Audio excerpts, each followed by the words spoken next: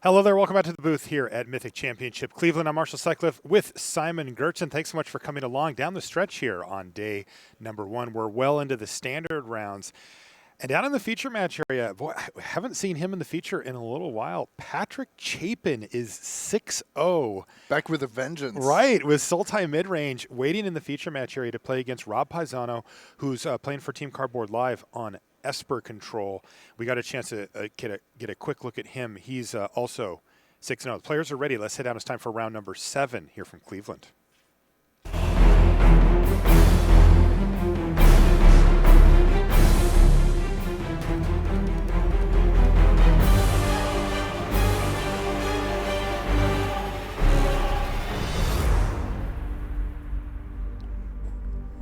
Hello and welcome back to coverage here at Mythic Championship 1 from Cleveland. I'm Marshall Sutcliffe in the booth with Simon Gertzen and in our feature match area. Haven't seen you in a while, Patrick. Nice to have you back. 6-0, Patrick Chapin in the feature match area with Sultai mid-range here in standard. He's playing against Rob Pisano on the other side of the table, who's on Esper Control.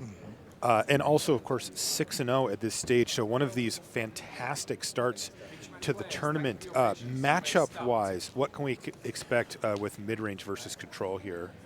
I can talk about this matchup all day, Marshall. I have played Esper Control in the Arena Mythic ranks. I've just, I think it's not quite there, but this matchup is super interesting because you have the tier 1 deck of the format, Sultai mid-range, against the control deck in Esper Control, and of course it's all about late game. We're talking about Planeswalkers, we're talking about Hydroid Crazes, and of course the threat of Find Finality, just getting back 2 of these big threats late stage. And here's one of the things, right, that's a benefit to playing a deck like Esper Control, because right now Patrick Chapin just had one of the better 2-3 punches in the format with Wildgrowth Walker into Jade Light Ranger, but from Rob's perspective, As a control deck, you can deal with those. You can maybe play a Kaya's Wrath on turn 4. If you're mono red, you might have already lost the game. But on the other hand, you also only have 20 life with Esper Control.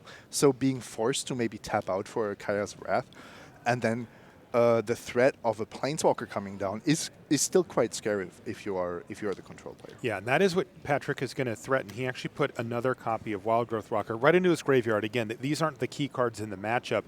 The Jade Light Ranger gets 2 counters, so does the Walker, and he put the Planeswalker, Vivian Reed, back on top of his library for a little later down the line. Oh, check this out. Thought Erasure reveals another 2 copies of Vivian Reed in hand here for Chapin. He must value that card extremely highly in the matchup. So he left another Vivian Reed on top? Yeah. That seems weird if you're missing your 5th mana source. He must just assume, hey, this game's going to go long enough that won't be an issue. Which is often the case, yeah. It's just that Pisano is also struggling a little bit. I believe he started with Drowned Catacomb into Isolated Chapel. Oh, yeah. Which means that now he has the water. Yeah, but he didn't have a shock duel early on, and that can mean almost a turn of tempo loss. Right.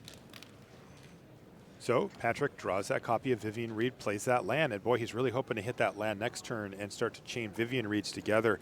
Rob did take away one of them, left Patrick with Vivian Reed, that land in hand, as well as Vraska's Contempt, and then the Vivian Reed drawn. And here, Pisano is not happy about the fact that Jade Light Ranger got 2 counters, because being hit for 7 means you are forced to do something about it. Yes. Typically speaking, the Esper Control deck has a lot of answers for these type of threats, but you must react. You want to negate that Vivian Reed. Yeah. That's 2 mana. That's a good exchange rate. You also want to cast Chemist's Insight. That's not happening in the same turn.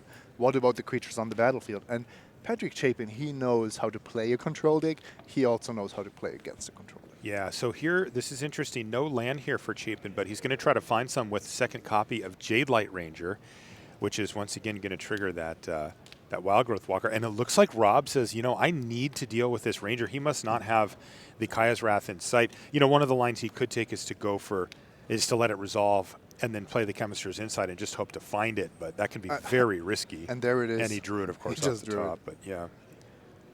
So that makes that absorb play a little bit sketchy. But at 6 life, he's kind of forced to act here, and it might just be time for Kaya's Wrath, though he knows how problematic this can be. So this is a big turn here. If Chapin can find an untapped land off the top of his library, he can play Vivian Reed into an empty board with no chance for a counter. Does he find it? No. This was the risk. This was the risk of keeping Vivian Reed on top. The third Vivian Reed on top. Imagine if he draws another 5 or 6 drop that turn. But again, Patrick Chapin knows what's up. He's just going to run the hostage taker out. Now that doesn't feel good, right? That's not what you normally want to do. But that is a 3-turn clock for Chapin onto an empty board, and it is going to force Rob to react to him at some point. For those not as familiar with Esper Control, this deck doesn't play any creatures in the main deck. You have your main win condition is Teferi, threatening to just exile all your opponent's permanents. And then this particular list is playing 1 Kaya to actually have a damage source in the main deck. Okay. So Chapin runs out Thief of Sanity. That's going to prompt Rob to play his Chemister's Insight. He plays an untapped Watery Grave to go down to 4, so we know he has something here. He has another Kaya's Wrath. He actually, when he absorbed the Jade Ranger, I think he was already holding a Wrath. Oh, interesting. And then he drew another one. So it was actually trying to keep Chapin off of the lands. The Explore trigger. It's possible that Chapin got the read correctly, in my opinion, that Pisano couldn't be holding in a second Wrath based on how he played. Yeah, now we got a little zoom in there, but we know what happened. That was land off the top for Chapin, Vivian Reed on the stack, and an immediate negate from Rob Pisano. So from Rob's perspective, okay, fine. It's 26-2 for the life total. That's not great.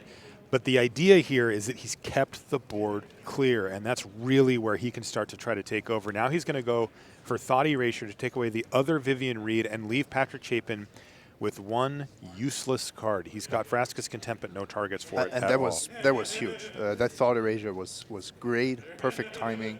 You know about Vraska's Contempt. Actually, when you play this matchup, you know that your first Teferi is very likely to die, so you don't play it out as early as possible. Okay. Well, there was another threat for Patrick Chapin off the top of the library. A Crawl Harpooner hit the battlefield, but unfortunately for him, Rob has the answers in hand. He had Mortify to just kill it right away, and now we see Kaya Orzhov Usurper hit the battlefield. Let me tell you about Kaya. So her main purpose is to have a chance to win against Nexus decks in game 1, because you cannot deck them. That's the main purpose. And then when you start playing with her, you realize that she's actually quite good against Find. Okay, so these Hydroid Craces are not coming back if you exile them. I see. And finally, you know what my favorite target is with the -1 ability? What's that? Curious Obsession. Wow. That is awesome. So a bunch of little small interactions. Yeah. Also, it is a source of life gain here to give Rob a little bit of a buffer just in case Patrick actually is able to stick a threat. Which actually makes it decent against mono red as well. So somehow Kaya, and I agree with that choice. I know that some players prefer Chromium or other creatures. I think Kaya is a great choice if you want to have a non-Teferi win condition in your Esper decks. Okay. And she's not one of the best cards in the deck, right? She's one of the worst. Yeah, absolutely. But acceptable. Well, if you want to win against Nexus decks in game 1, I'm interested. Yeah, I don't. It's not. It doesn't feel great to not be able to win your games. Yes, agreed. By the way, a little throwback to the cruel ultimatum days of Patrick Chapin. That's how he used to sort his lands. He never had a pile of lands. All of them separated. Oh yeah, that is one of his many kind of mannerisms. And there's another Thought Erasure for Chapin, which is just going to take away that last copy of Vraska's Contempt, but he is now empty-handed with no board, so you got to like the way that Pisano's maneuvered here. He's the one with the Planeswalker and cards in hand, while his opponent, Patrick Chapin, is on empty here. And it's such a big difference that in this case, 2 Find Finalities that Chapin could top deck are actually dead cards now, instead of a must-counter threat.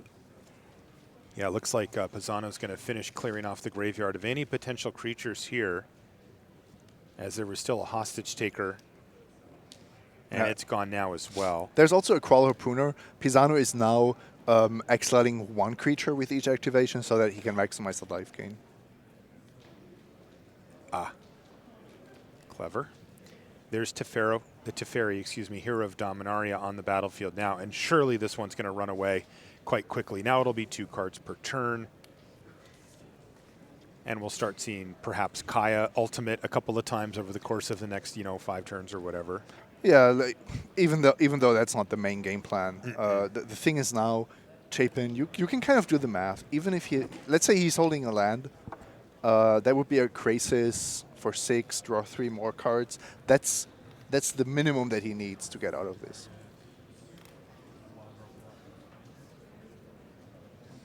At this stage, I don't think that even two turns of casting Hydroid Crisis in a row.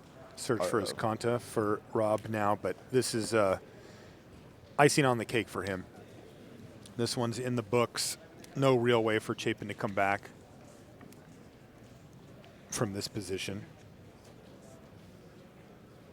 Memorial to Folly looks pretty bad here too. Same reason as for Find. Find. Rob sitting on a copy of Absorb as well, which will likely lock things up. You did mention the Crisis, which you still get the trigger even through an Absorb, but would it even be enough? The thing is now Pisano gets a draw step, 2 as counter activations.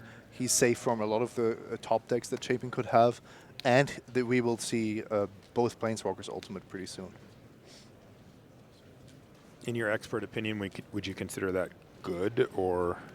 Not for Patrick Chapin. Not for Chapin, right. It's all about perspective. Okay, another Teferi, a little backup Teferi off of the search. We saw Patrick with 1 Thief of Sanity that he played. He actually has 2 in the main deck, and then the full 4 after sideboarding. And of course, Thief of Sanity is a key card in the sideboarded games when suddenly a duress on a removal spell means that Thief of Sanity can just take over the game. We did see that. Was it last round with Peter? Last round, double Thief of Sanity. Yeah, and that was gross. The first one entered on turn 2. There was too much to handle. Llanowar Elves into Thief of Sanity. Ugh. So as you mentioned before here, Simon, Rob is now getting 2 activations, and Patrick Chapin has seen enough. With the ultimates right around the corner, he's going to pack it in. And that means that Rob Pisano is going to take down game number 1 with his Esper control deck against the mid-range deck. But one thing we do know is that these mid-range decks tend to have very good sideboard options, and I'm sure that Patrick will have a game plan against the control deck. Now, that's also true for the control decks. It's gonna be fire with fire here. But it's easy. It's easier for the Sultan mid-range deck, right? Because the cards you take out are obvious. Yes. You don't want life gain, and you don't want as much removal as you have in your main deck. And then on the other side, if you control, you kind of have to still deal with creatures because they are quite scary. Yep. You need to deal with Thief of Sanity, which is a problem on its own. But all the other scary cards from game 1 are still there. The Vivian Reeds, the Hydroid Crisis, and the Find Finalities. Right. So let's let the players consult their sideboards and see what they come up with for game number 2. We'll be back with more live Magic here from Cleveland right after these messages.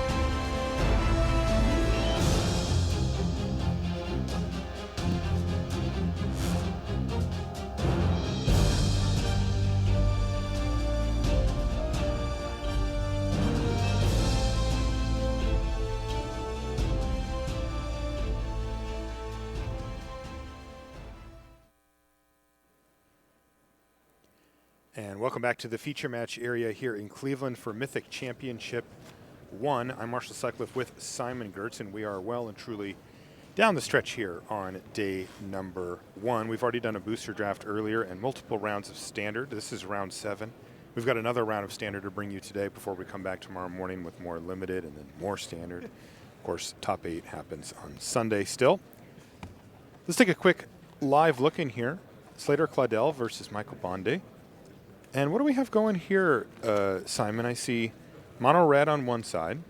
That's the easy part. Thanks. And what's going on over here, though? Is that a biogenic ooze? It is in a Wilderness Reclamation deck, and there's a very good chance that this is a Simic Nexus deck that brings in a biogenic ooze from the sideboard. Love it. Although there is a theoretical chance that this is even a deck that is playing biogenic ooze in the main deck instead of something. I mean, it is like Michael Nexus Bonde. deck. It could be anything.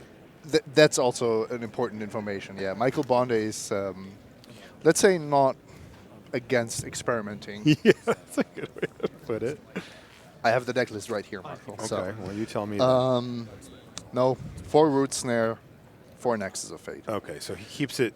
It is a Simic Nexus deck in the main deck. Uh-huh. And after sideboarding, he plays a lot more creatures.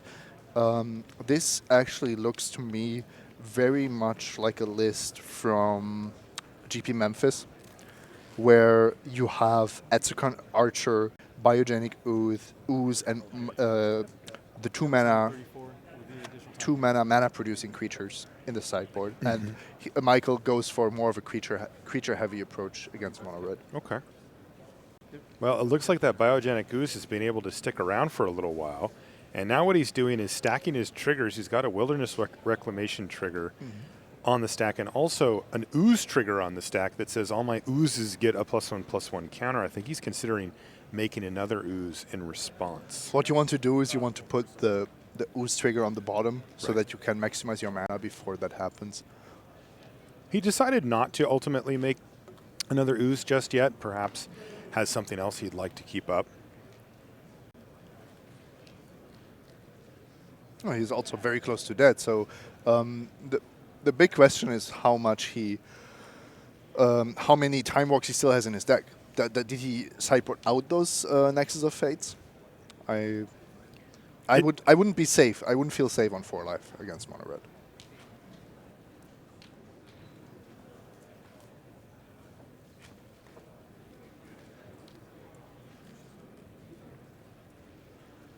So he actually cast Blink of an Eye there.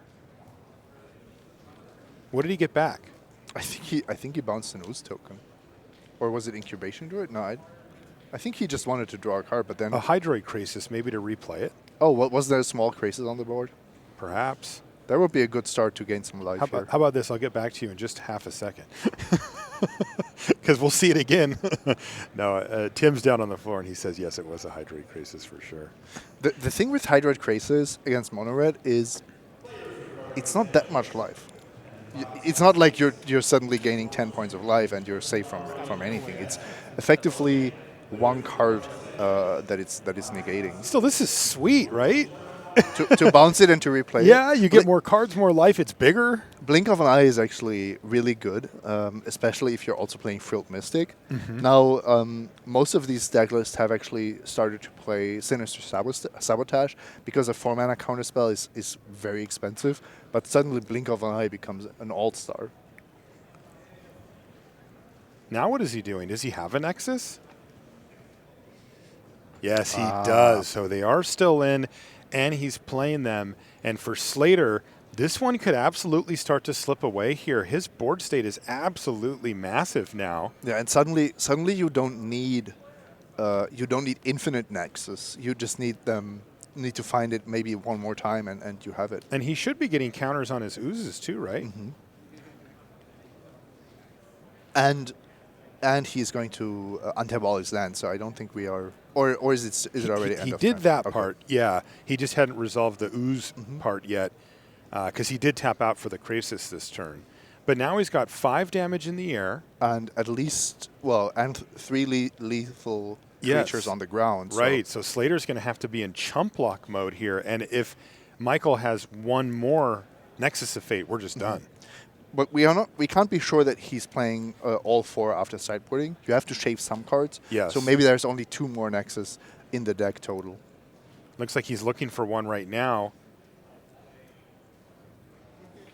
Did he find it?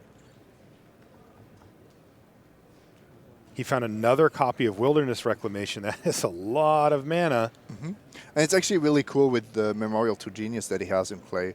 So what he can do there is put both triggers on the stack, the Ooze trigger on the bottom, tap all his lands, untap them, tap all his lands, and then you use the Memorial to Genius for card draw, hoping to find Nexus of Fate.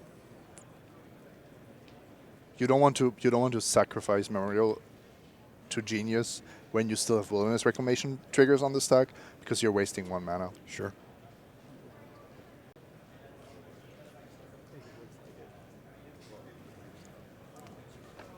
When you're doing the math here for combat, you can actually deduce that it's correct to attack with your Ooze tokens, because in the best case scenario, they're preventing 1 creature from dealing damage to you, but by attacking, you're effectively forcing these blocks. So you're getting value out of them either way, and you're getting closer to winning the game the next turn. Yeah, so Slater falls down to 4 thanks to the Krasis, and then the 3 chump blocks sends 3 of his creatures to the graveyard. And so there's a bunch of triggers going on the stack now. Michael's going to tap that, so he's got 1 blue floating. That's what the die is representing here. He has 2 triggers plus the Ooze trigger. I don't think a 6-sided die is gonna last very long. No, he may just have to verbalize it here. But this is kind of cool to get to see how this goes, because this version ends the game much more quickly than the prior versions. If he finds a Nexus, we're done. Assuming that Slater isn't pulling the biggest slow roll in the history of the Mythic Championship. Just seven points of burn damage. in hand. How many cards does he have? Just 1? Yeah, probably not 7 damage, right? But yeah, if he finds himself that, then we will be done. But things are looking quite good here for Bonde. Don't really see a way out for Slater, do you? No, especially not now. There's even a Root Snare. There's infinite Oozes coming. Okay. Well, good enough then. I'm going to go ahead and assume that Michael's going to pick this one up. We'll let you know if a different outcome comes. But we can head back to our main match anytime then, as we've got Patrick Chapin and Rob Pisano at the ready. Now, this is going to be Chapin on the play post-sideboard against the control deck. And what did you see from him? What kind of cards can we expect from Patrick? The key cards to look out for are Duress and Thief of Sanity. Okay. There's also going to be a bit of counter magic, so the Esper deck has to be aware that Negate is a thing, but Duress is the big one. And then on the other side, if you're the Esper player, Esper control player, you can make things a little bit more difficult for Sultai midrange by bringing in creatures of your own. So if you bring in that Thief of Sanity and maybe Hostage Taker, you can catch even somebody like Patrick Chapin off guard by suddenly having a creature. And if Patrick isn't prepared and boards out all his creature removal, that can actually take over the game. We see Duress here from Patrick, as you mentioned, Simon. And take a look at the hand here from Rob. Looks like Search for a Scan. Search is going to be taken away, but he's got an Absorb. He's got Kaya's Wrath. So Cast down in there too, and looks like a Negate. In my experience, one of the absolute key cards in the matchup is Vivian Reed. If Vivian Reed is allowed to resolve and to stick, then you have a chance of outgrinding the Esper Control deck. And that usually means you have to either make sure that there are no counters available for Pisano, but more likely to bind the Esper Control player's mana so that you can actually resolve Vivian Reed. So the turn before, the turn where Chapin has 4 lands, this is where he wants to force Pisano to answer his threats so that he can resolve Vivian Reed. What does it take to force that issue? Like right now, he's got a Merfolk Branchwalker that's 3 power. Is that enough? No, that's not enough. You can see that's 6 turn clock. That's nothing. Nothing. You can take, like, just imagine this game going on for 3 more turns. Esper Control would be super happy about it. Yeah. If it looked just like this. Exactly. Except for lands, yeah. But if there had been a second creature for Chapin, which there was, he chose not to cast it. Two creatures is not something that Esper can just keep taking. That's too much damage, too much of a clock. Yeah, unfortunately for Chapin, he didn't have an expendable creature. He actually drew one of his better creatures and chose not to cast it with that Thief of Sanity. Also, maybe eyeing that negate, trying to draw into that land number 5. And as you see, and as you said, Rob says you cannot have a Thief of Sanity. I'm going to cast it down on your end step. Here's Thought Erasure now from Pisano. So it's going both directions now. Take a look at your hand and looks similar to before. But this is what I was describing. I believe that Pisano, knowing that he cannot afford Vivian Reed to resolve, opted to Thought Erasure there, digging for land. But now he can't negate. And now Patrick Chapin gets to resolve what you just called one of the most important cards in the matchup, Vivian Reed. And that's because it does find the other most important cards in the matchups, which is Thief of Sanity and Hydroid Crisis. And there she is. Vivian Reed hits the battlefield, and she is a non-stop train of card advantage for Patrick Chapin. Oh, also you can't afford her to -8. Right, Ultimate is also deadly for Rob. That's another 4 mana that Pisano will have to invest, and Chapin knows that. So Chapin can really maneuver the game however he wants it to go. There's almost no danger of overextending with the Planeswalker in play. Ooh, land off the top, though, for Pisano. Says, okay, I'm going to stem the bleeding at the absolute minimum that I realistically could. And he just immediately fires off Vraska's Contempt. So the board is once again down to just lands and a Merfolk Branchwalker for Chapin. Nothing on the battlefield for Pisano outside of his lands. Ooh, Duress off the top. Yeah. And having... My approach to this matchup is a little bit different from Pisano's. I try not to have the reactive instance in my deck. Because as you can see here with Absorb, it's terrible against Duress. And the way the Sultai midrange decks presents their threats, it actually makes it impossible for you to always have that counter magic when you want it. Because they are just built after sideboarding to exploit that weakness of counter magic. So I like to be more proactive, put in those Thief of Sanities, and then almost play like a tempo game, if you want to call it that. Because you just cannot... Well, it's a pipe dream to think that you can counter all the threats of Sultai midrange. They will force you to tap out at some point. Chapin takes away Teferi and leaves Pisano with a pair of Kaya's Wrath and Negate and Absorb in hand. But, well, that Branchwalker's still chipping away. Another 3 damage has Rob down to 10. Also, having a creature in play is absolutely crucial for these Teferi turns, right? If you have 5 power in play, Teferi is almost uncastable. If you have 3 power in play, Teferi is still threatened over 2 turns. Only if it's 2 or less, Teferi is really happy to come down. Unless, of course, you're -3, but usually you want to be drawing cards because you need that mana for negate. And yeah, and look at this. With 2 copies of Kaya's Wrath in hand, Rob says, I've had enough. I'm going to Kaya's Wrath away your single Merfolk Branchwalker, which, again, has to be a win for Chapin. So many little wins. So many little victories for Chapin. I think that's why that's how he enjoys Magic, you know. Oh, yeah. He knows that he's pulling further and further ahead here. Chapin knows about small edges, and he's getting them here. Here is a card built on such a principle. It's Jade Light Ranger. He's revealed Find Finality off the top of his library. Does he want it? Yeah, he actually is going to keep it, and that's going to make his Ranger a 4/3 as well. He took a surprisingly long amount of time to consider that option. Once again, Chapin understanding that he needs to get enough power on the board to really pressure Pisano to use that Kaya's Wrath, so he puts exactly lethal out. 7 power with Rob at 7 forces him to use a removal spell, and ideally a sweeper, which Chapin knew he had. Also very smart to keep or to have that Crawler Harpooner after sideboarding. It's just a 3 power 2 mana creature, which is great in the matchup. But also, if your opponent brings in a Thief of Sanity or even Lyra or something crazy, you have a backup plan.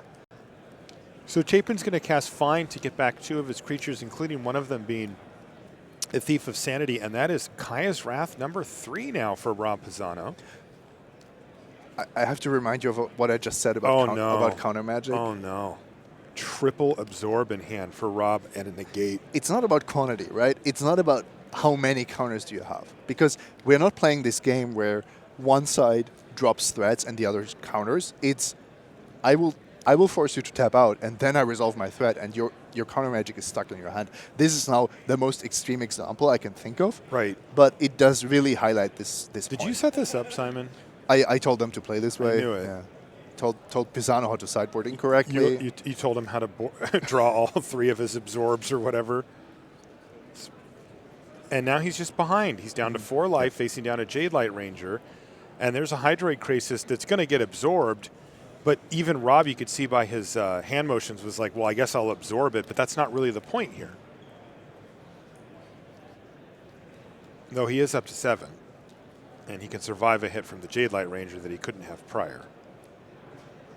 So now, at least he has excuse me, he has these reactive answers, but he needs to find an answer for the Jade Light Ranger while still trying to keep up Absorb. It's a tricky situation. It's very tricky. And now coming back to that duress, if you rely on, for example, negate to have a counter backup, then duress is just a crushing top deck by Chapin, which is otherwise just, it shouldn't be that powerful of a card in itself.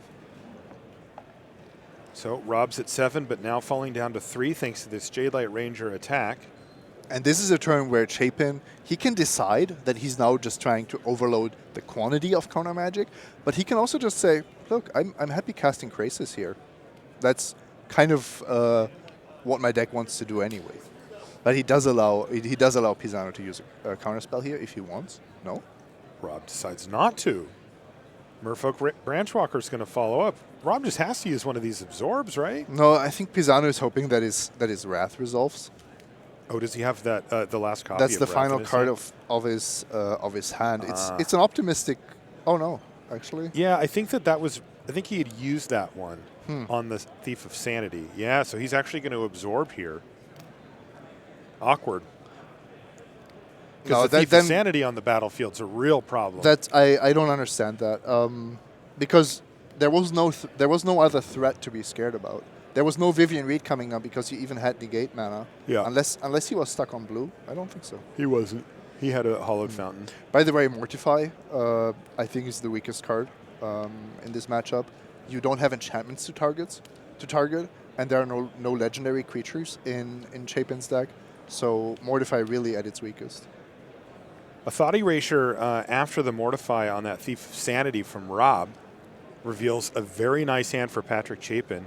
He does have 2 copies of Vraska's Contempt, which don't look so hot here, but he's also got some nice stuff otherwise. Yeah. The Krasis there and a Vraska. The Krasis, discarding the Krasis is the most elegant way of dealing with it. If Pisano doesn't have mana to negate here, he's forced to take Vraska, because a resolved Vraska he just cannot beat on this board. And that is, in fact, the case. He has no mana left over for the negate. He's just got the 1 Drowned Catacomb. That is not enough. And look at that. Duress off the top of the library. In the meantime, he's going to knock down Pisano from 7 to 3. It's always a pleasure to see Chapin in the feature match area. I'm thoroughly enjoying this clinic. Sideboarded game here for Patrick Chapin has gone beautifully. And with all I'm saying, it's an idealized version of reality, right? There's definitely worlds where all of these sideboarding plans and all of this gameplay works out completely differently. But still, there are these overarching rules of how, threats and answers and mana and untap steps work that just create exactly these situations. And I would say Patrick Chapin, with his Hall of Fame career and his level of experience, he just has an intimate feel for how that works. And this game, I think, was a great example of it. Demonstrates it beautifully, and that is Patrick Chapin picking up game number 2 over Rob Pisano. So we're going to get a game 3 between these two. And this has been a really kind of a classic mid-range versus control type matchup. Post-sideboard. Yeah, and now we get one more sideboarded game, but that seemed to favor Chapin pretty strongly. Now, you were talking about, from Pisano's perspective, that you would prefer to see a lot of those reaction-based instants taken out, the counterspells. Are you taking all of them out? Like, do you just have 0 absorb, no negates? Like, where you end up with on this? So the problem with this matchup is you don't quite know what the late game of the Sultai mid-range deck is. Yeah. What about Carnage Tyrant, for example? You're not going to absorb that. So I think Negate is fine because it's mana efficient. It deals with Vivian and Vraska's Contempt. It also counters Find. It's actually the cards that are most scary, except for Thief of Sanity maybe, are non-creature spells. Okay. So I think Negate is just better than Absorb. And then I think Mortify is close to unplayable in the matchup. So that maybe that explains that should explain my sideboarding plan pretty thoroughly. Okay. And then we can discuss if you want 1, 2, or 3 Duresses, but that's the details. Okay. Brian Brown-Duin versus Joe Lisette here is our live look-in. BBD's on 18 life versus 5 for Joe, and we've got a pretty muddled board here, though. As you can see, BBD is playing Drakes. Interesting technology there. BBD has Legion War Boss to put on a faster clock against these combo decks, and Joe Lisette with Murmuring Mystic, a card that is certainly unexpected usually out of a deck that doesn't run creatures in game 1. So let's see what happens. And it looks like it's doing work there. 5 bird illusions on the battlefield for Joe in his Wilderness Reclamation Simic deck. Wow. Which we have to assume is a Nexus of Fate deck, of course. Yes. And it is, and it's just in game 1. It's your classic Nexus of Fate deck. Nothing special here. Actually, no counter magic as far as I can see, but the full 4 Search for Azcanta. Yeah, just very streamlined Nexus of Fate combo deck. In the sideboard, the creatures, 3 Murmuring Mystics to surprise opponents. Difficult to kill, of course, with 5 toughness. Yeah, and even if you have Fight with Fire on your sideboard, you're not going to bring it in against Simic Nexus. Right. That would be And that's the cleanest laughable answer you can get out of red. But Brian is doing math here. He's got a Terramander at a pretty full graveyard.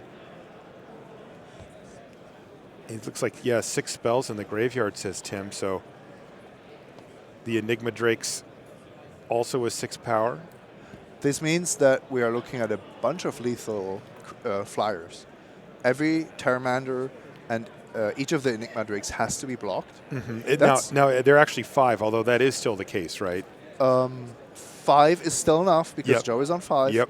So I count 5 lethal attackers in the air, 5 spirits, birds on the other side. Yeah. So if BBD can just shoot one of the birds out of the sky and Joe doesn't have an instant, that could be a lethal way. Or maybe these ground creatures play an important role as well, although that doesn't quite look lethal, with Murmuring Mystic blocking as well, of course. By the way, when we came into this game, Joe was kind of in desperation mode. He was using Blink of an Eye to return Ral, Is It Viceroy, to Brian's hand, so it didn't ultimate. Oh, so it was already on 8? Yeah. It was on 8 when he bounced it. Now, that must have been a crazy game. It must have been. But BBD discarded it to the charter course there, so it looks like he's on a different planet at this point.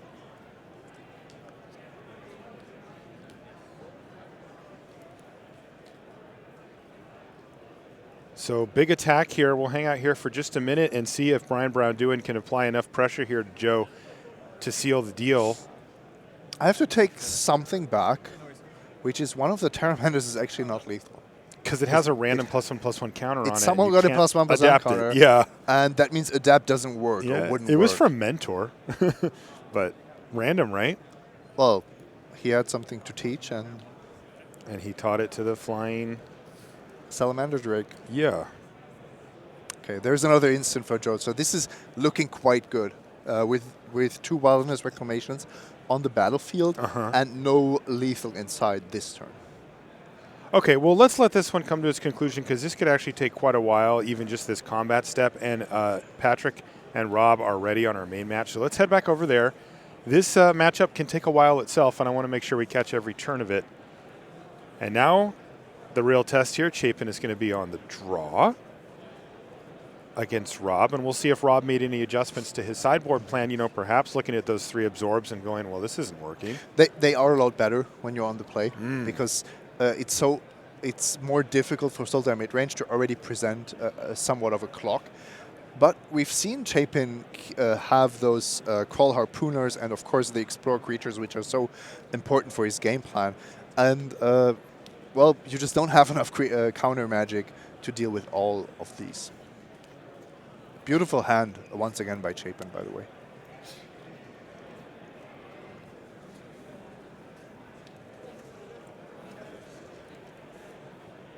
He doesn't want Find Finality, so he's going to put that in the graveyard off of that Explore from the Merfolk Branchwalker before passing the turn back to Pisano.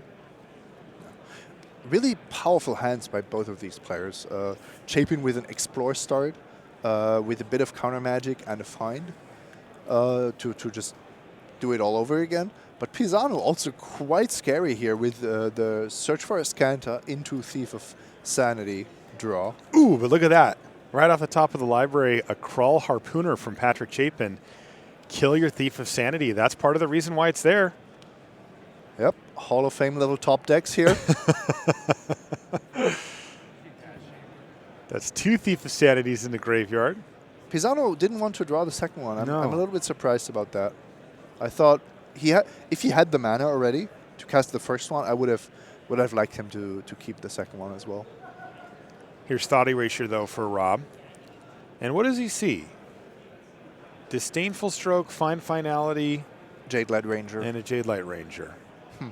Well, if you take Jade Light Ranger, you're definitely not making the card advantage play because Find is just going to take 2 creatures back. Get it plus something else back. Exactly. Yeah. So it makes a lot of sense to take Find Finality here. Otherwise, if you take the Ranger, Chapin can, at the minimum, go Find, take 2 creatures back, play the Harpooner for this turn, 6 power on board, your turn.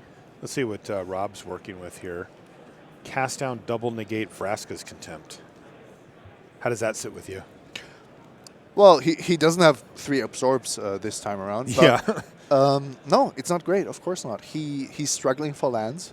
He has Search for Ascanta going for him, which he didn't in the previous game. Mm-hmm. It does make a big difference, but it's not all you want because what do you do if you see a land on top? Like yes, you want it, but it's not going to win you the game. You have only reactive cards here. And he is a bit behind the Merfolk Branchwalker, once again just making Rob Pisano's life difficult.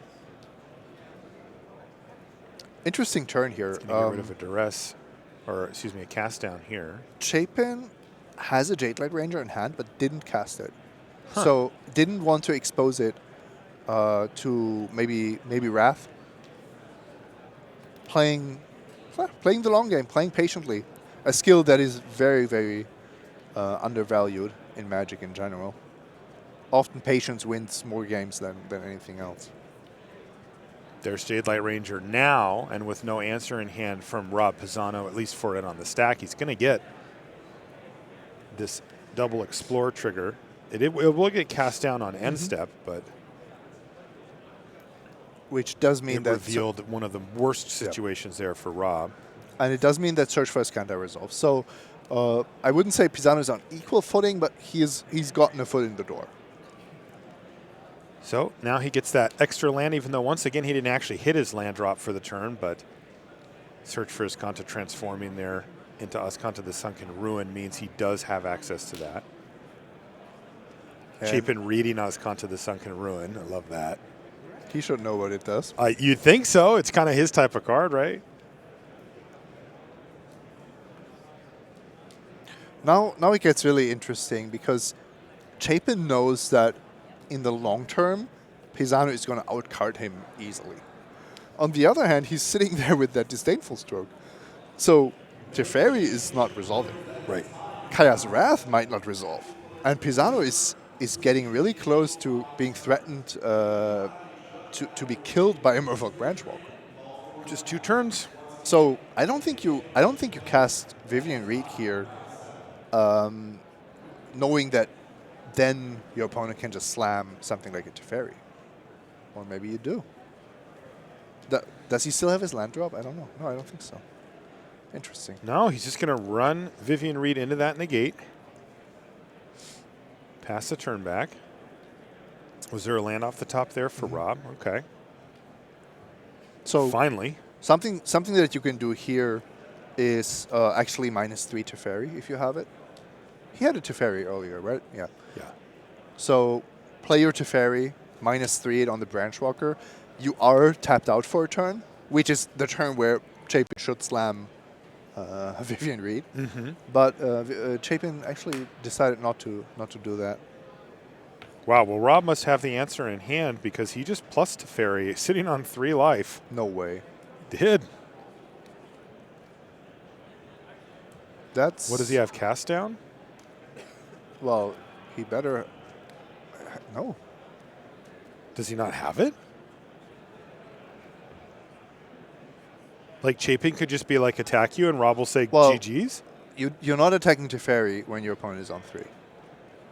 What? Maybe the... Okay, the life total... Life total can't must be correct. wrong. Yeah. We'll get a double check on that.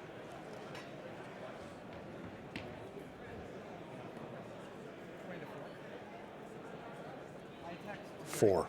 Big difference between 3 and 4 there. Yeah. Big difference. Game breaking difference. Right. I mean, that 1 life difference is so critical. Because now, with this situation, Rob can actually work his way back in kind of easily at this point. I mean, Teferi really helps out a lot. And this way, by plussing, he got to keep negate open. Because otherwise, if the Branch Walker was threatening lethal, he would have had to -3 it. And then probably Chapin wouldn't have punished him because he already ran Vivian Reed into negate. But this way, of course, it was much safer. So Rob's just going to cast Thief of Sanity. Might be on And blocking pass the duty. turn back. It could be, though it's really, really tempting, right? It is, but when you're so mana restricted, maybe Teferi is just the better card to have. Yeah, and it is going to block. So Rob just says, look, I just need a removal spell. If I have to turn my Thief of Sanity into one, I'll do so. And that's what he did. And it is hard to argue with the logic, because now look at the board. It's Teferi. Although Thief of Sanity is going to hit the battlefield now. Maybe. Yeah, it probably will, right? Yeah, I mean, but now it doesn't really matter because Pisano has found his footing. He can use mana when he wants to use it. It's not Chapin dictating the pace of play again. Yeah, he had the option to cast Chemister's Insight or Vraska's Contempt or activate Search for Escanta, and he decided to go for the Escanta play there. So Looks now like he found Kaya's Wrath with it. We're going to enter this play pattern that we all know. Basically, since Teferi was printed, you plus him, you see what you draw. You do a little bit on your turn, but not too much because you want to have mana available in your opponent's turn as well. So this is effectively the end game of the Esper control lists. So Thief of Sanity is the play from Pisano. Although, is this one also going to be lined up to block, or is Rob going to go for the Vraska's Contempt? He could have just used one of his wraths. He's basically wrath flooded, and that way, Thief of Sanity would have been another trump to take over the game. Now he's kind of stuck with cards that don't really do that for him. Jade Light Ranger now from Chapin is going to resolve, and he sees a Hydroid Krasis on top of his library. That has to be one of the cards he was looking for, so he'll keep that. Thank you very much. Might be too little too late. Yeah, but he'll cast it for 6 next turn and get to draw some cards.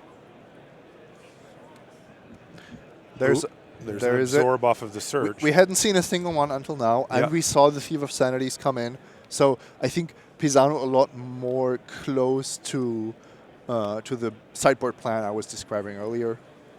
And already we can see that it has been a much more dynamic game, where Chapin, couldn't play Pisano like a fiddle, like in game 2.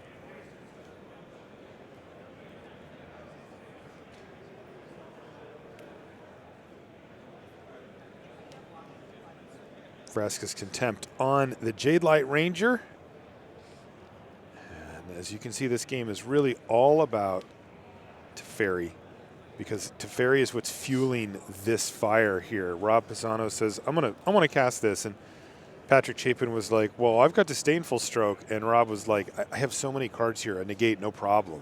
Get rid of your random Jade Light Ranger so that my Teferi can keep doing the thing that Teferi does. The key turn this game for me was when Pisano flipped Search for Escanta, but had only 4 mana available.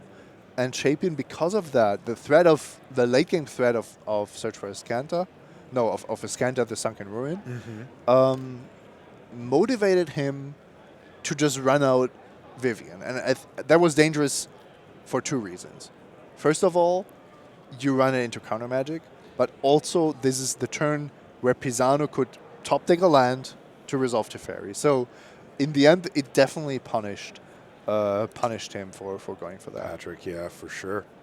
And now we've had multiple turns in a row with Teferi on the battlefield. And as you mentioned, this is a familiar play pattern that does not end well for the player sitting across from Teferi. In this case, Patrick Chapin sitting at 6-0, but looks very likely to pick up his first loss of the tournament here against Rob on our main feature table. And Esper Control, it definitely hasn't been championed by our pro players. It is a deck that, sure, it has the tools to be playable, but the format is very powerful, attacks from very different angles. I'm surprised to see Esper Control at the very top tables here.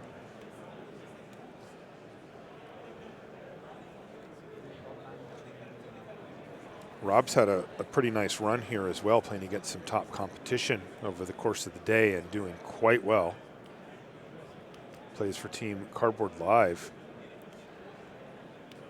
who I believe actually heads the Team Series leaderboard coming in, thanks to the really strong finish from Andrew Ellenbogen. Winning a Pro Tour does that. Yeah. Yeah. Over 50 points, over 50 pro points total. Well, maybe Rob's plan is to do the same. Inspired. Yeah, you win the last Pro Tour, I'll win the first Mythic Championship. What do you say, partner? Little ways to go before we can start talking about that, but I'll tell you what, 6-0 is a nice start, and it looks like he's going to be 7-0 after a few turns here. Yeah, it's funny how Duress is just allowed to resolve because Pisano can't stop it and also wouldn't want to stop it. Yeah, well, what are you going to do, right? I mean, it takes away Chemister's insight. Pisano says, sure, I'll just end up casting it anyway. If he doesn't take it, he gets to cast it twice and still have a Wrath in his hand. And it's not like Chapin is drawing towards multiple Carnage Tyrants in this deck. Okay. Oh, okay, wait a second now. Hold the phone. I like it. Vraska, maker of pirates in this case. She's going to make a 2/2 Menace Pirate. No Vraska's Contempt. But maybe we just see a -3 on Teferi.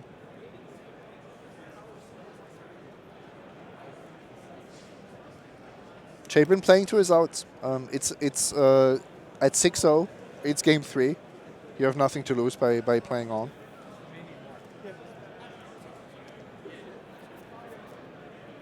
Yep. And you were right.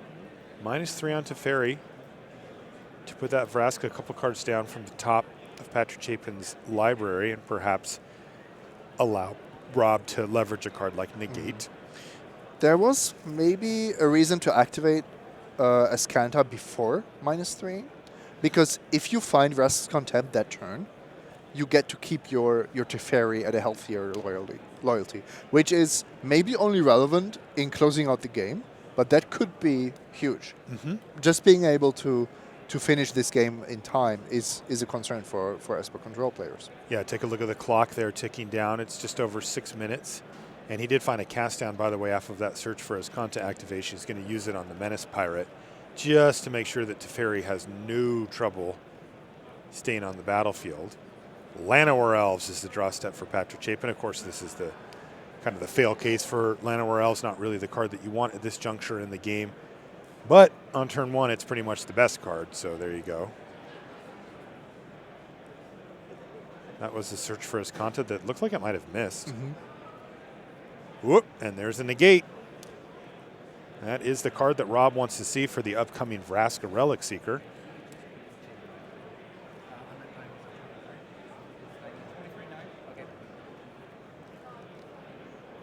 And it looks pretty hopeless here for Patrick. It does.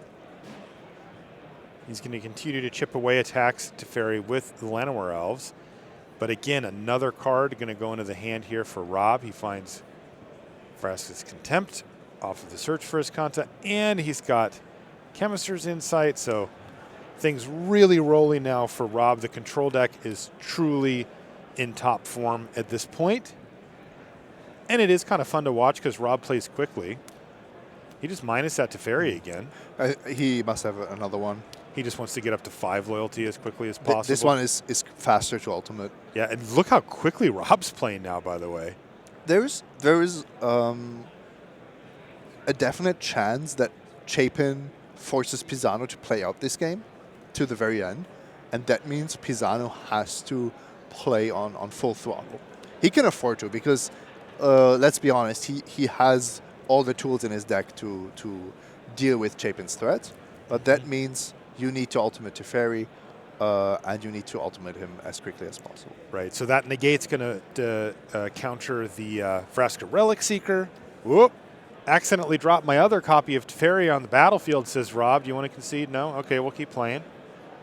Up to 6. Also, the benefit of minusing Teferi on that Llanowar Elves is that Chapin has to draw it in another turn. Yep, small benefit, yeah. Sure. Just another brick. There's a land off the top of the library for Chapin. Next turn will be Llanowar Elves. Pure misery here for Chapin. Having to watch his opponent go off with Teferi here of Dominaria. Now, Rob, definitely makes sense to play quickly, but he's, let's be careful, right? Even if you do something while you're just genuinely trying to play quickly, if you make some mistakes, get a little sloppy, it can catch you. It does look a little bit like we are on Time Warp Magic, yeah, right? It does. This is, by the way, he's missed twice in a row with that search. He probably doesn't even need to activate it anymore. Maybe there are no more spells left in his deck. He's apparently not even looking at the cards. And this is, well, then why are you even activating? I don't know. You tell me. This is the stage where on Arena your whole deck is face up to you. Mm-hmm. You just know what you're going to draw every single turn. Wow. That is some serious flex from Rob Pisano. Plays Kaya's Wrath to kill a Llanowar Elf. That's you know you're ahead when you can afford to do that. I managed to lose. I managed to lose a game. Ooh, like Hydrate that, Crisis. where my opponent top decked a Carnage Tyrant. Oh no! I was at 7, and I had the emblem. Oh I just spent all my 4 wraths. I couldn't handle it. Incredible. Here's an 8/8 flying trampling Krasis, 4 cards and 4 life for Chapin. But Teferi is on 8 and ready to make an emblem. So boom, there it goes. Rob just chucks that die across the table to get the emblem. He's got the immediate follow-up Teferi that they kind of always have. Well, is it like do you sign something when you get this deck that says whenever I ultimate Teferi, I will automatically have another Teferi in my hand? It might be based. It might be based on the fact that you've just drawn half your deck. 9 cards or whatever. Yeah, okay, fine. You can run the numbers if you want. I am going to keep my conspiracy theory alive that you signed a document that says that you automatically get a Teferi. It's probably the same Teferi, just traveled through time. Yeah.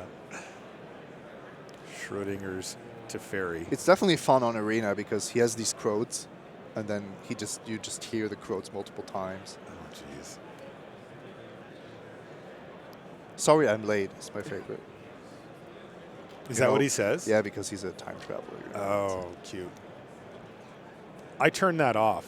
The voices make me feel weird. I'm like, who was that? Oh, that was Kaya. That was my favorite. That's my favorite part. Maybe I should turn them up. Yeah. That's my problem.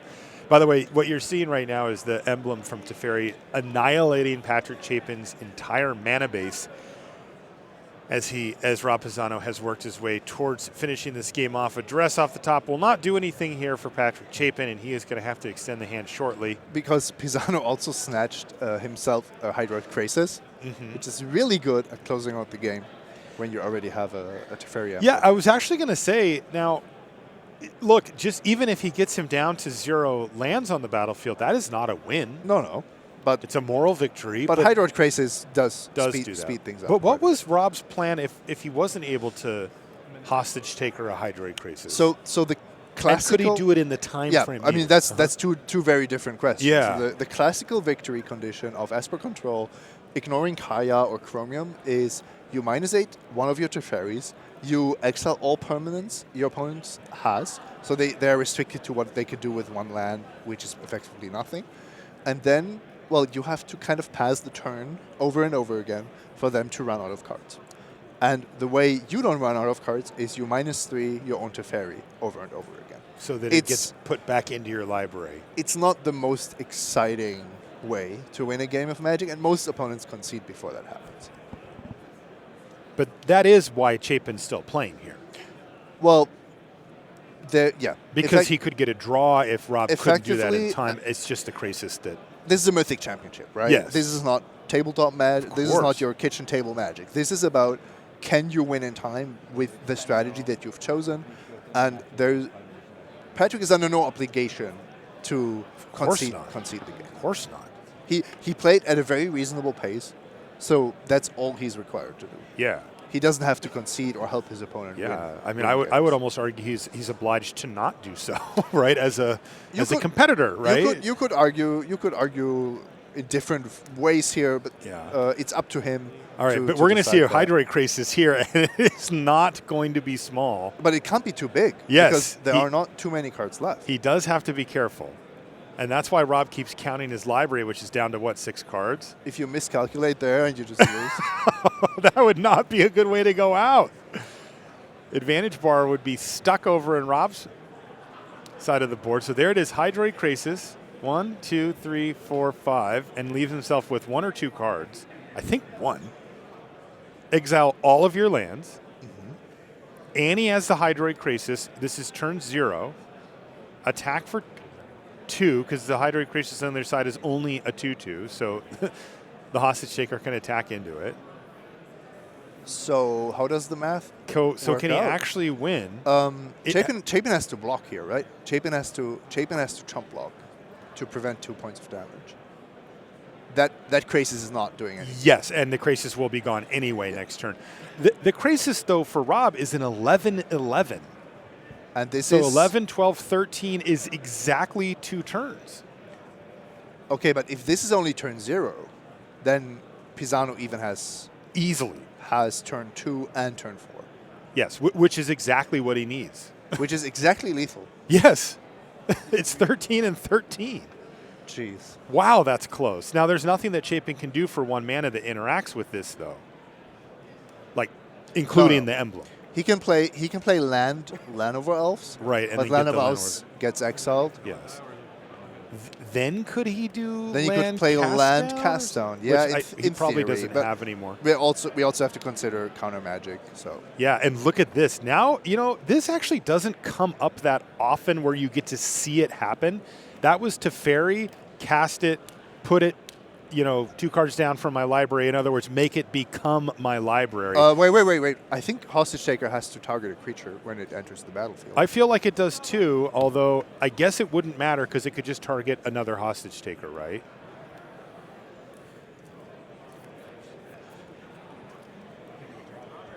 All right, well, there was a concession there, and that is Rob Pisano scraping out a victory against the Hall of Famer, Patrick Chapin. Really, Patrick hung in there, and it did actually get a lot closer than it looked like it might be. But in the end, it was Rob Pisano who picks up the victory there. In many ways, thanks to that Hydroid Crisis from Chapin that got stolen from the hostage taker. If he doesn't get the Crisis, he probably doesn't. He is just in no position to threaten lethal. Yeah. Super close. Yeah, I mean, he ended up getting, not out of his deck, but out of Chapin's, an 11/11 flying trampler, which is a type of power that he doesn't have access to. And he needed it to be 11 power so that he could attack for 13 over 2 turns. Yes. But also he needed 11 power to mean that 5 cards off of his deck drawn is not putting him into decking. Into the 6th card, which he had mana for. Yep. He just, timed that out beautifully. So Rob Pisano with Esper Control picks up the 3-0 in draft, and then in Standard has yet to be defeated with just 1 round left to go. in the day here. So really impressive from Rob. Absolutely. Yeah, and I don't know. We got a chance to look a little bit at the metagame breakdown, but Esper Control's not one of the big decks here, is it? Well, it's popular, but it's not as popular with the pros. Okay. So we're looking at Sultai mid-range being the most popular deck, and then we have white aggro, mono blue, tempo, and also Esper Control. So it's not like it's a tier 2 or tier 3 deck. It's just a little bit lukewarm right now. Okay. Well, it sounds like that's going to do it for this round, and that went really long to time, so we may be very quickly into the last round. We're going to take a short commercial break, but when we come back, we'll have more Magic from Cleveland. Don't go anywhere.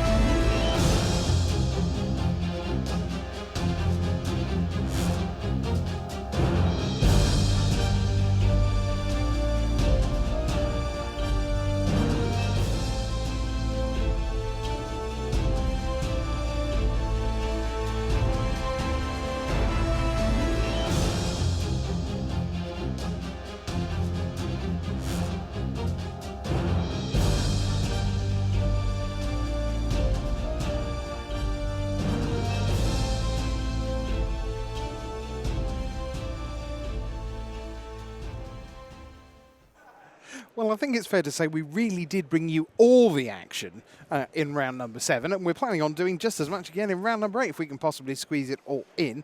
No time for a deck tech this round. Marcio Carvalho, who we had lined up, he was a bit busy, and he's about to get ready to play for round number 8. But Maria's been out on the floor chatting with some of the members of the MPL, so why don't we hear from them while we get the feature match ready for round number 8. I'm here with Greg Kowalski of the MPL. Tell me, how has being a part of the MPL changed your life so far? Well, it's great. First of all, it's something that I didn't really expect because I was just playing, tournaments, trying to hit platinum and stuff like this. And suddenly, out of nowhere, I just got a super contract, and now everything is great. I really enjoy it. I want to ask about the Mythic Invitational coming up at PAX. It's duo standard, which is kind of a wild format. How do you feel about that? I love new things, so I really can't wait to start preparing for this. Because of the Mythic Championship now, I had to focus on normal standard. But right after I go back to home, I'm gonna start play arena best of 1 and try some new weird stuff. What are your personal goals for the MPL this year? Well, I don't have high hopes. I think I'm in the bottom part of the competition in terms of skill and stuff like this.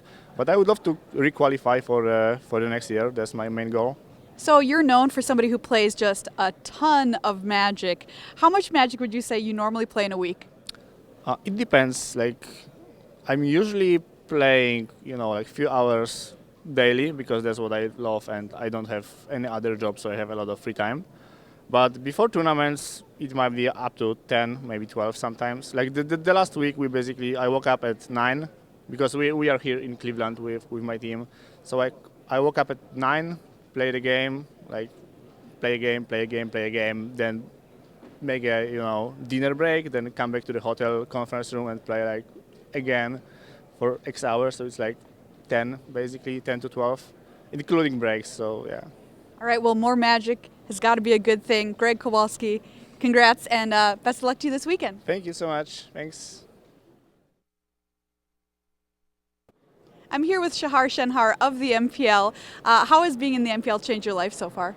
Wow, it's been amazing. I started streaming. I've been streaming for 30 hours a week, which means I'm playing a lot more Magic, so be careful, everyone else. And you're in an MPL house, is that right? Yeah, I have William Huey Jensen living with me and Owen Turnweld, so it's just a stream house. So how does that work? Do you try and stream around each other? Have you worked out a schedule, or do you just kind of go for whatever? Well, I help out with Huey's dog, so she's a puppy, Lyra, so we kind of take turns, and somebody has to be watching her at all times. So yeah, Huey and I take turns, and then Owen streams when he wants to. So what's your goal for the MPL this year? My goal for the MPL, it's clearly to win. I mean, I want to do as best as I can, and also at the Invitational. Awesome. Well, good luck to you in this tournament and the MPL this year. Thank you. Well, one of the crowd favorites at this tournament is Luis Scott Vargas. He's currently sitting at a record of 5-2, and he talked to BDM on the eve of the big tournament. Brian David Marshall here with Pro Tour Hall of Famer Luis Scott Vargas, also finalist from literally the last Pro Tour. Luis, what's been going on here between then and now? I've been playing a good bit of Magic. Would like to prepare myself for the first Mythic Championship. I've really been enjoying both formats right now, and getting a chance to play both here and at the Invitational next month is a good opportunity. So I've been trying to make the most of it. Yeah, I definitely want to talk to you about the Invitational. You're one of the additional 32 players in addition to the Magic Pro League that's going to be competing there. This opportunity to play for $1 million cash purse, a $250,000 first prize, is that something that actually moves the needle for you? As someone who's done it all, seen it all, and completely unflappable at the table. Well, see, the answer that I think a lot of people are going to want to give you is, it doesn't change it's just a game. Of course. But it does raise my pulse. I actually do care quite a bit. And I care because this is the first kind of foray into a new kind of tournament. This is the first big arena event that we're going to see broadcast here. And yeah, $250,000, it doesn't sound like that different from $50,000 when you're just thinking of these sums of money that don't seem real to you. But there is a big difference, and also being one of the biggest prizes, the single biggest prize in Magic history so far. So yeah, I mean, I hope I don't mold a 4 playing for that, but I'm going to be excited for it, and I definitely am kind of amped just to see how it goes. What are the? Have you found any like new challenges in like terms of approaching that best of 1 format, or have you just sort of put all of that aside while you prepare in like the MTG Sports version of best of 3? Right. It's actually, kind of, I'm tackling things in order. So because of the Mythic Championship this weekend, I haven't really played a ton of best of 1. I played some on the ladder, but I'm not really focused on that yet. Like I kind of get laser focused as do a lot of Magic players. And right now my focus is on, best of 3 because that's the format this weekend. So you're saying Gabby Sparts has a huge head start on you in terms of preparing for this format? She's played a lot more best of 1. I watched her get to Mythic last month, and that was a lot of matches. So she definitely has a little bit more experience there. Lots of household bragging rights on the line at that tournament? No, not really, because she just doesn't think it's a big deal because she's like, look, like I'm not trying to compete with you in this. And I'm like, no, it'd be awesome. I hope we play round 1 and you beat me. I think that'd just be the best. Like, I think that'd be really funny. Awesome. I can't wait to watch that event. And, of course, can't wait to see how you do this weekend following up your last Pro Tour result with your first Mythic Championship here in Cleveland.